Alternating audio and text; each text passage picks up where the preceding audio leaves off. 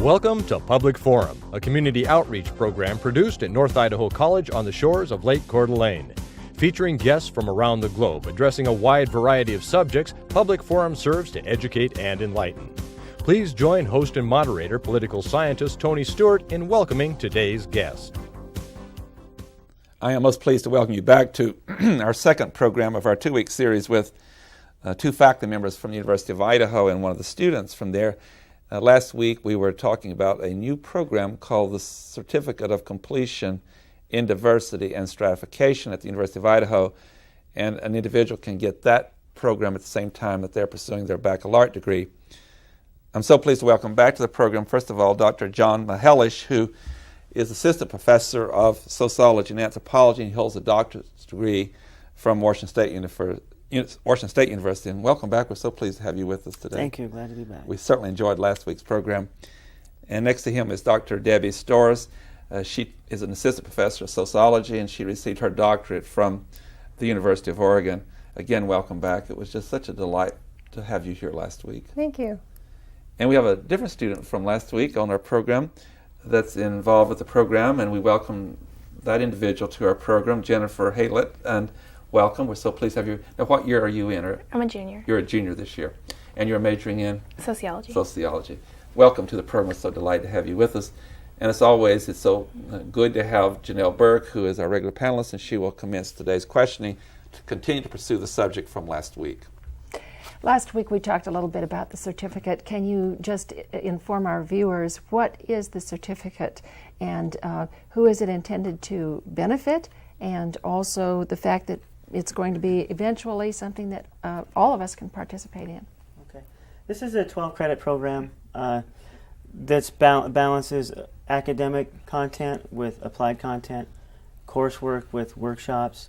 It's available for our students on campus now to be completed in conjunction with their major and minor in whatever field they're in.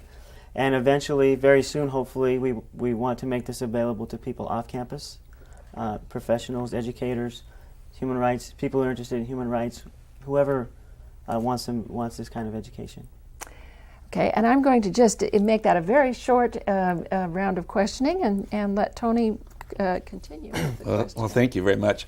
There's so many ways to go with diversity and the stratification that's such a part of that, and there's so many terms to use, human rights and how all peoples are treated in any society or in the world, globally speaking. And I would like my question to be from a historical perspective. In our own country, as we've dealt with this issue, and a lot of times it's been based on race and national origin and such issues, and now we're certainly becoming, fortunately, so much more sensitive about others in society. But everyone's not been treated equally in society. But coming from a political science perspective and how you deal with public policy, laws and court decisions and constitutional questions, it seems to me that there's a very clear history here that we had that terrible, terrible example where we had slavery and it took a war to end slavery. Mm-hmm. Then we moved to address segregation in 1954, finally deciding that it would no longer be legalized. Segregation would not be. Then for not only race and color, but others in our society, we moved into this particularly 60s and 70s and 80s of the 20th century in which we dealt with tolerance. And I think as we move to the 21st century, we're moving to the next stage called celebration. So my very long introduction to my question is, how would you react to this process? And do you think that it is very, very important to move to other stages? Are we becoming better informed about how to treat other human beings and to recognize their dignity? Well, you know, I think this move towards celebration is a positive step, but I think there does need to be another step. I think it's very easy for Americans to celebrate difference without looking at the important component of how that difference is tied often to inequalities. And oftentimes we get lost in just celebrating difference. So I think what we really need to do is to, and I'm not sure if there's one word to capture this, but really, and I spoke briefly about this last time, but to create a culture of acceptance and equality. And it's not a culture of tolerance, because tolerance is problematic, that's why we've moved from that step, but really a culture of acceptance and equality, which would celebrate difference, but it would institutionally change things so that it's more than just accepting how you're different than I am, but that you're on the same equal plane as I am. Very, very well said. Thank you. I would also say that the move forward, I think, is important, and we've certainly moved places in this country in our history, and globally on the planet in terms of some issues we've moved forward. But I think we also have to remember how far we have to go. And again, cultural difference is great, celebration is great, diversity and understanding that we can have a culture that has a lot of diversity, and that's probably a good thing. It's always been a good thing for humans to have diversity, as long as we understand each other. But the problem, again, is what happens when that diversity is organized into a system that limits opportunities for some people versus others. And so my take would be, let's celebrate diversity, let's look at diversity, let's look at all sorts of alternatives that we can incorporate into our emerging culture and our emerging influence in the world. But let's understand how to do that in a way that continues also the American plan, although it hasn't played out so well, and I'm not sure it was intended to be that way, but of more equally distributing opportunity and privilege. And again, this is important, not only within our national boundaries, because there's a whole world out there that we are increasingly influencing, and not always in the best way we probably could. So let's celebrate, but let's also continue to think about a more humane place for everybody. I do want to take this one step further. I'll make another statement, get you to react to it. I thought your answers were most articulate. All these are steps of progress, tolerance, that is, and then to celebration. But there is a remarkable difference between, and I don't want to downplay the importance of those stages, but to tolerate someone is very different from acceptance and celebration. From my perspective, celebration is what Dr. Storrs said a minute ago, that a person knows that's face discrimination. They know when they're just simply being tolerated and they're not being discriminated in the sense that there are certain laws not directed at them anymore. But that's very different from being so totally accepted. So doesn't that have a lot to do with self-esteem and dignity? I've had people tell me, they say, intellectually I understand what's happening, but emotionally I'm scarred. So isn't that having to do with this whole process?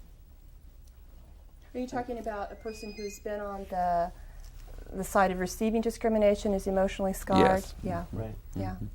But there's so much more healing goes on if it's going beyond being tolerated. Mm-hmm. I think people are aware of, in all situations we're aware of whether, if we go to our mother-in-law's house, we're aware of whether we're tolerated or, Right.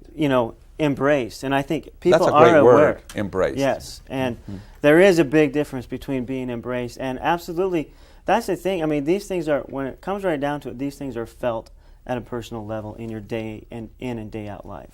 And people are very perceptive of how they're being treated, aren't they? And so celebration has to really be a recognition that, listen, what you're diverse, whatever makes you diverse from me is like, we're on an equal playing field. Right. And we can understand one another, and you are similar to me in a lot of ways. And this is one of the things we can talk about maybe later, but the recognition of similarity and diversity at the same time is really important for understanding and for embracing rather than just tolerating. Yeah, and I do think corporations understand this distinction because they have all the affirmative action laws. It's illegal to discriminate along the lines of race, et cetera, et cetera, et cetera. But they know that they have to do some diversity training because Right. people need to feel like your colleagues embrace you on an equal status level.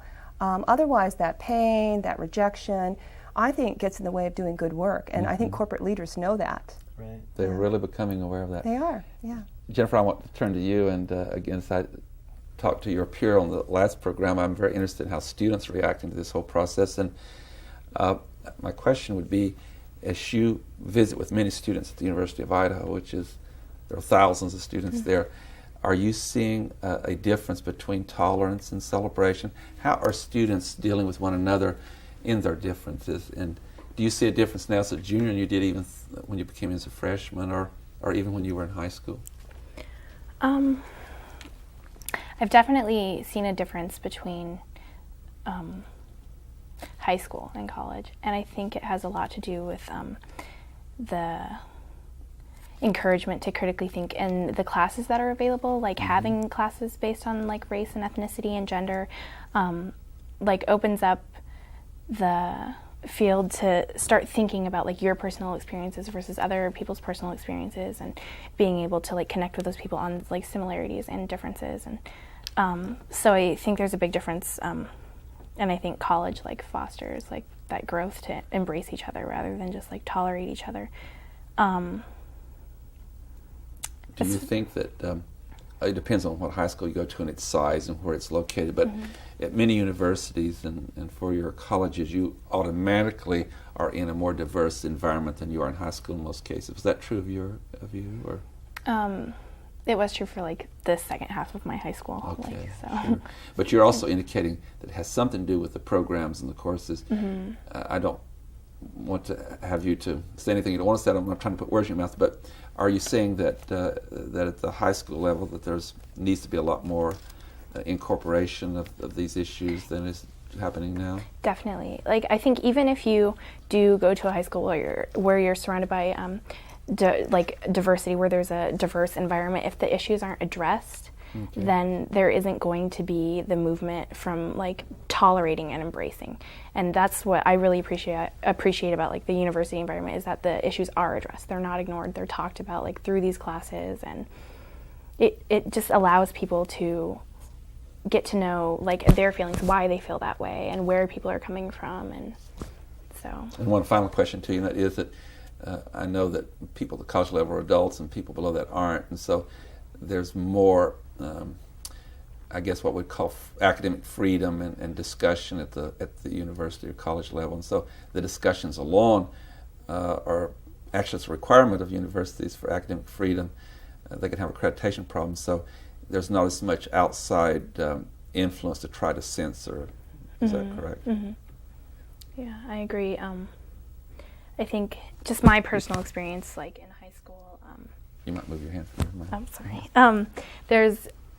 It's definitely like the influence. Like teachers don't have the freedom, like to teach like what they want to teach. They have a set, like syllabus that they have to follow and things that they need to teach you. And in college, that's different. And also in college, you can choose which classes you want to take, and there's just a lot more diversity and like less censorship. Definitely. Sure. Thank you, Janelle Burke. We talked a little bit last week about the classes that could be taken as part of the certificate curriculum, and the classes sound fascinating. I want to be a student again.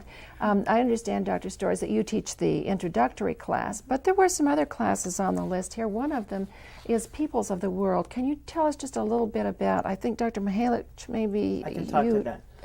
What is in that class? Peoples of the World is taught in different ways by different people, but it's an anthropology class. The general idea is to help students understand and experience life that might be culturally very much different than their own.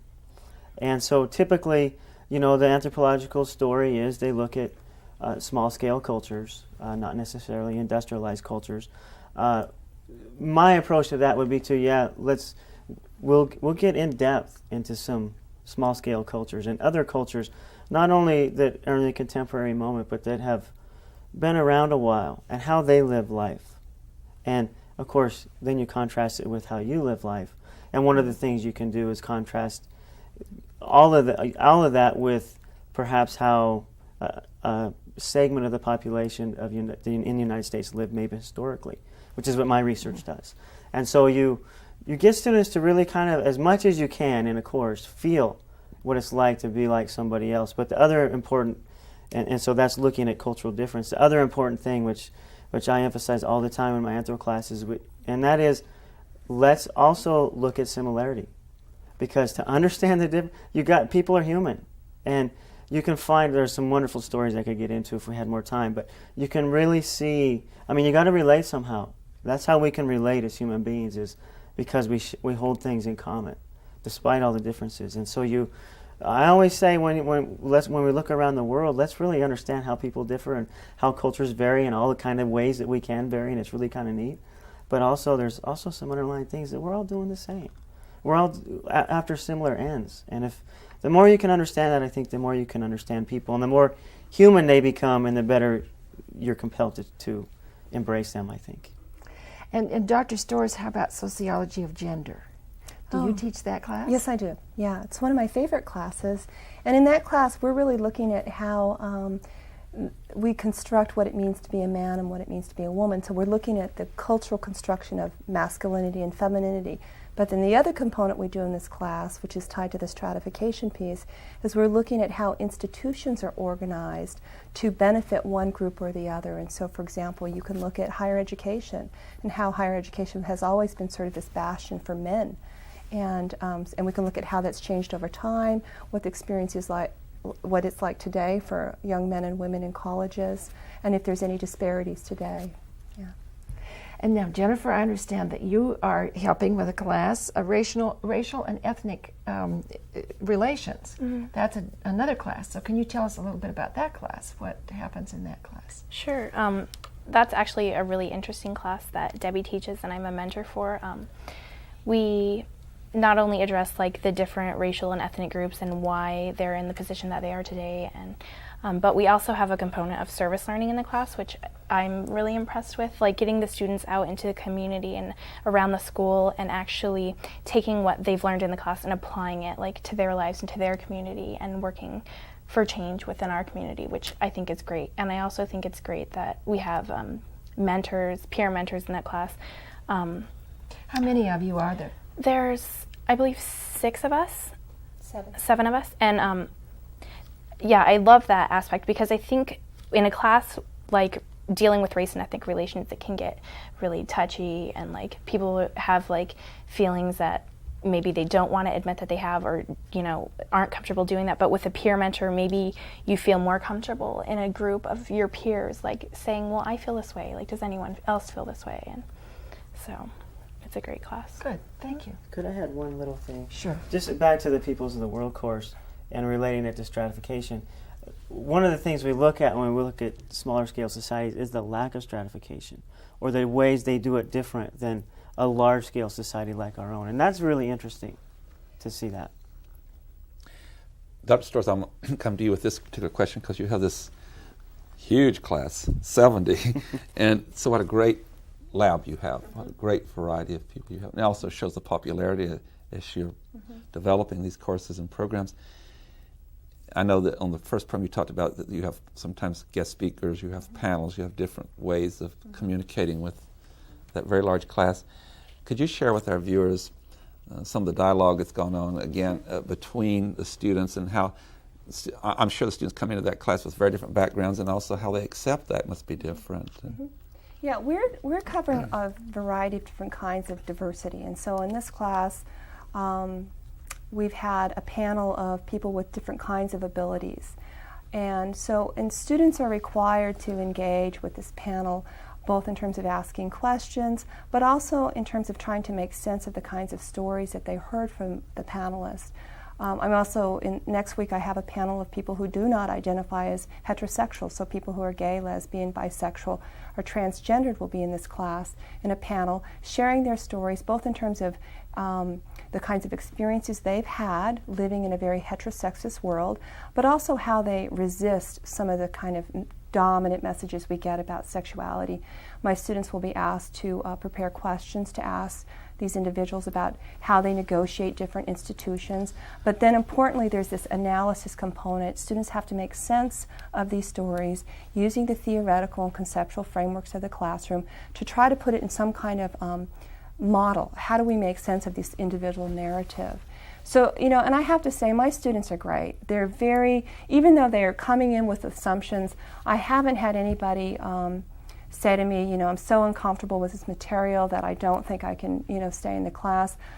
There's certainly different levels of comfort, but they've been respectful, they've been curious. Their papers have really tried to understand these stories. And so I must say I'm pretty impressed with my students, and clearly they're interested in trying to get a handle on what diversity means and how it could lead to inequalities. So we have some really good students at the university. A second question to you. One thing about this program is so great. You say things that cause other questions. that it intrigues me, and that is that some of the issues that you deal with and some of the communities that you deal with have been on the forefront of receiving rights or being recognized longer than others. So do you see that in the students, that if it's been something that's been dealt with longer, the level of comfort's higher than it is in some of these new areas where it's just being introduced about human rights questions? Absolutely. Although I have to say that generally there's more comfort when you talk about racial diversity than when you talk about sexual diversity. Right. But I also have to say that the class is predominantly white, and so I think there still is some discomfort talking about racism and racial inequality. I think there's a lot of fear that they may say the wrong thing, and so we spend a good portion of the first week talking about, how can we create a climate for discussion without being too worried about stepping on each other's toes. But certainly there's different comfort levels, but students generally are just curious, and they have a lot to offer in terms of their questions and trying to make sense of it. Yeah. And Dr. Hellish, I'll ask you this question. At North Idaho College, the largest club on this campus, student club, is the Human Equality Club, has been for several years. And we had a meeting the other day in which there was a very large turnout. So I asked the students to go around and at the first meeting and say, well, why did you join this club?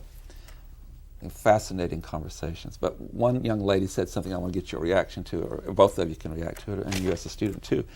And she said, I really believe in the dignity of all people and human rights, but I am been in somewhat of an isolated setting and culture, and I want to learn the language that I can use to better communicate with those that are different than I really want to make progress. Do you see that as part of your curricula, and or do you find that in students also, that it depends on where you come from, how maybe comfortable you are in communicating? We find that in students, some than others, and certainly I hope that what we do at University of Idaho, what you're doing at NIC, what people are doing all around the country, but since this is a program about our certificate program, I hope what we do addresses that. I hope what we do, and I really believe that what we are trying to do will feed a student like that. A student like that will come to our program and say, wow, this is a place where I can begin. This isn't an end, this is a beginning. Just like your college degree is a beginning. Begin to develop that understanding and that ability to converse and to have dialogue and to contribute to, like I said, to create a more humane world for people that embraces diversity. We developed the certificate program, but I must say there's certainly some energy that's coming from the students that also led us to this development. We have a lot of student groups that are very activist-oriented. Jen's involved in a number of groups that she might be able to speak to. But I think a lot of it is responding to student requests and needs. I mean, the very fact that we have so many people in this 301 classes, Intro to Diversity and Stratification, speaks to the need that's emerging from students. And so they're a very powerful force in creating something like this. Yeah. Jennifer, would you speak to that too, from particularly your experience with the clubs and all? Do you find that too, where individuals are in such an earnest and sincere way are trying to learn how to communicate better? Well, I know two of the student organizations that I'm in. One's called the Justice Alliance and one's called Flame. And the Justice Alliance in particular are just students coming together trying to figure out how all of these injustices and how all of these marginalized groups are interconnected. Like, how do these things play off of each other? And I just think there's definitely students out there who are trying to figure out what they can do, like whether they're like with their privileges that they have or privileges that they don't have, how they can use those to like help other people and communicate with other people. And so. When I heard the student say that, I was trying to connect things together. I thought she was so wonderful, but it'd be like going to law school, saying you've got a language to learn before you practice law. Before you do certain things, you really need to be open to being better equipped to deal with that, including diversity. Janelle Berg. There are many people out there listening to us, I'm sure, who would like to know, where can I go to just do some reading? If I can't take the classes, where can I go to do some reading? So, professors, let's start with you, and then have our student explain a little bit more about what students are doing on campuses these days, so that all of us who are somewhat removed from the campus can understand. But first of all, what are some of the readings that you might suggest, both academic and just for fun? My personal favorite at the moment is Nickel and Dimed by Barbara Ehrenreich. Now this is, I won't explain it, but this is a really good book. It's out there, and because one of the things that I like to make sure is in the diversity discussion is the diversity along the lines of socioeconomic class. And in Idaho, we have a large diversity along that axis, and so it's as well as in the nation. So this book speaks to that. Go ahead. I would recommend for an easy, enjoyable, and entertaining read a book called The Mismeasure of Woman by Carol Tavris. She's a psychologist.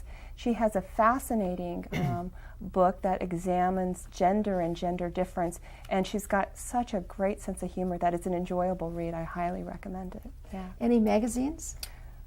Mother Jones. Mother Jones. I like Mother Jones. The Utney Reader is good. Z Magazine is also good. These are all very progressive magazines, so these are magazines where you're going to get a different take on social issues and diversity and stratification. Are there any others? Yeah, The Nation is actually pretty good. Yeah. That takes a different look than what you typically get when you watch other news programs. And what are students doing these days on campus? What kind of organizations are students belonging to? Actually, on campus this year, there's a wide variety of organizations dealing with diversity issues. There's FLAME, which is the feminist-led activist movement to empower. There's the Gay Straight Alliance and the Justice Alliance, the Environmental Club, Socialist Equality Party, and Amnesty International. So there's a wide group of students, and we've also lately have been talking about incorporating all of our groups together, maybe having meetings with everyone once a month or once every couple months to just pull our energy together and focus on how all these different issues are interconnected and how we can work together. We're very short on time, Jennifer, but that's been one thing that's interesting about the human rights movement is that there are different groups out there really working very hard, but oftentimes don't even communicate with one another, even though they have common goals of trying to deal with promoting diversity. So you find that on the campus too. Mm-hmm. Definitely. You just have so much more power and say when you have a larger group of people, and I just started out with the Justice Alliance, but just going to FLAME meetings and going to Amnesty International meetings, you see the similarities. We all are really striving towards this common goal. I want to end the program by saying that Dr. Hoover, your president, has been very committed and dedicated, and he has set up an office of special assistant to the president for diversity that Dr. Sanchez heads. And so your university to be committed. It's really supporting your work. And again, thank you for being with us, all three of you, as well as our student guests last week. Mm-hmm. I've really enjoyed it. I know Janelle speaks to that too, that it's been most informative having you here. Congratulations in your work and good luck in your future. Thanks for having us. Ladies and gentlemen, our guests have been with us from the University of Idaho speaking about their new program, Certificate of Completion in Diversity and Stratification. Hope you enjoyed our program, and I invite you to be with us again next week this same time. Until then, please have a good week. I am Tony Stewart. I just really enjoyed them this week. Recorded on the campus of North Idaho College, Public Forum is the longest-running in-house college production on PBS. Each episode is pre-recorded live and is an educational outreach from North Idaho College. Please join us at this same time next week for another edition of Public Forum on this public television station.